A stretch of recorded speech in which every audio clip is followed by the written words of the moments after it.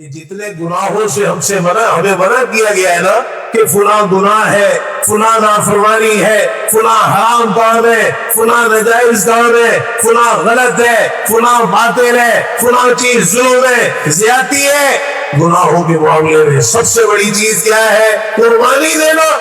یہ قربانی دینے کی اصل چیز ہے، اور یہ قربانی ہم سے نہیں دی جاتی۔ ہم اللہ کے حکم کو پیچھے کر دیتے ہیں، اللہ کی اطاعت کو پیچھے کر دیتے ہیں، ہماری خواہشات ہمارے آگے آتی ہے، مال کی محبت آگے آتی ہے، اولاد کی محبت آگے آتی ہے، خاندان کی محبت آگے آتی ہے، برادری کی محبت آگے آتی ہے، معاشرے کو دیکھتے ہیں، سوسائٹی کو دیکھتے ہیں، اپنے ارد گرد لوگوں کو دیکھتے ہیں۔ ہم نے ان چیزوں کو دیکھ کر زندگیاں گزار رہے ہیں، اور یہ چیزیں ہماری مجبوریاں بنی ہوئی ہے۔